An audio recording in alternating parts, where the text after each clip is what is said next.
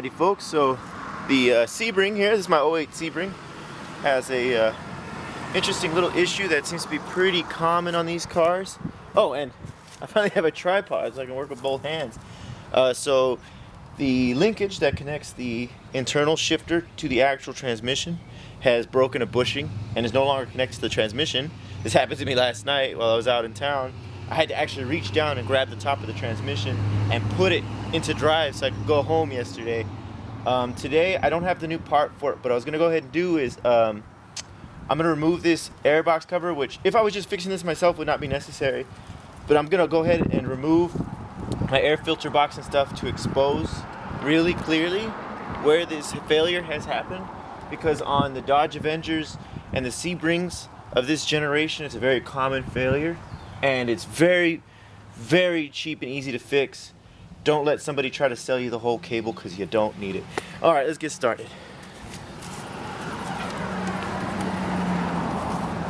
I'm just going to go ahead and start disconnecting hoses here so I can take this filter box out. I believe those are 10s. Let me see. Nope, 8.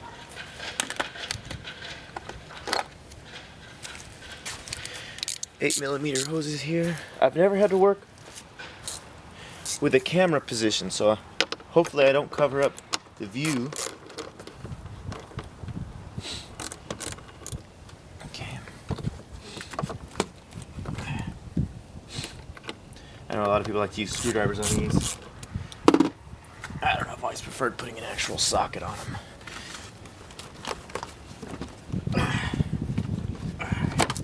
Closes off, cool. Get a good look at my air filter while I'm at it. Things are a bit dusty in here.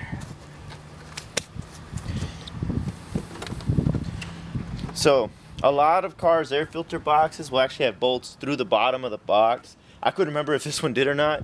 It doesn't, so it looks like I'm good to go to just start pulling the bolt right here, which looks like a 10.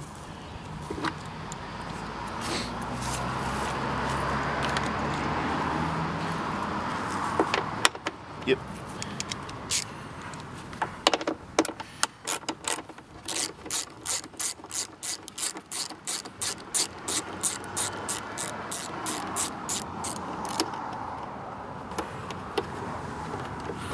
Okay. And on this car, I'm pretty sure the bottom is more or less friction fitted. You just got to give it a firm pull. So let's see here, make sure nothing else is connected. We're good to go. So move this out of the way. Oh yeah. Some cars have a clip. I don't know if you can see that on the camera. Let me see. Just outside the range here. So, alright, and make sure we're not holding on anywhere else. Nope. Looks like the only thing I need is muscles. There we go, come on. Come on.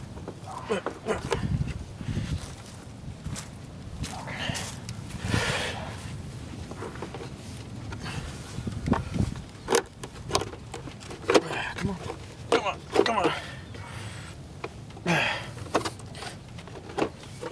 Trying to think of a easier way here. It is on there. I think I can come to the bottom of the screwdriver. So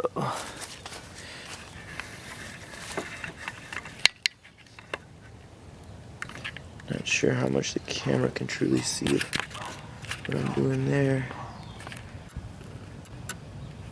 All right.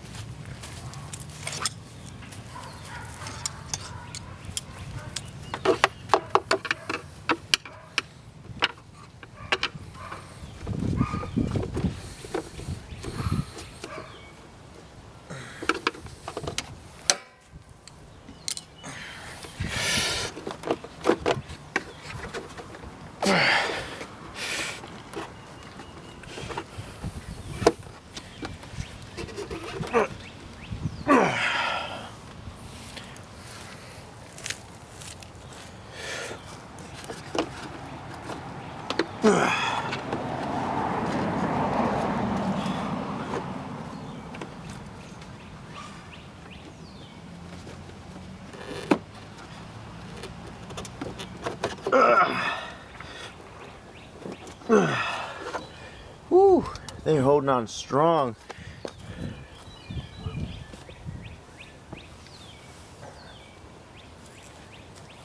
All right. There we go. Had to put the money makers to work. All right, there we go. Woo. See these little rubber pieces here? They just hold on with friction. Right there. Little toilet plungers. So if you're like me and you have a bad memory, one thing I like to do with any bolts that are pulled is once whatever they're holding down is out of the way, I thread them back in place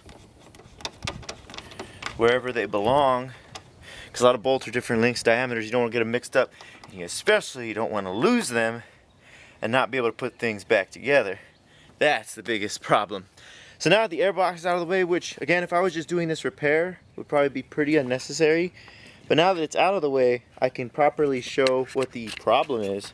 I'm just going to unmount the camera here, give you all a better look inside. All right, so right here is the top of the transmission. This little lever right here is actually what shifts the car between park and drive and neutral and all that jazz. Whoop. This is my first time using my DSLR for a video, so hope y'all can bear with me. There's some quality control that needs to be done.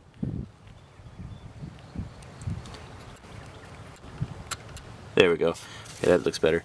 So this little arm right here actually goes all the way back to the shifter inside the car, right? And it normally grabs onto this little knob right here and moves this lever. So all the way forward would be park, right? And then reverse is one click back, neutral is another click, drive, so on and so forth, right?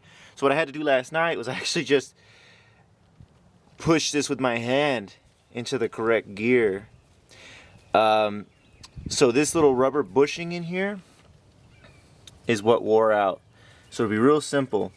When the new part comes in tomorrow, I'll just slip the new bushing in. For now, I can kind of by hand put it back on, but it's not going to hold. Not for very long anyways. Thought y'all might find that interesting.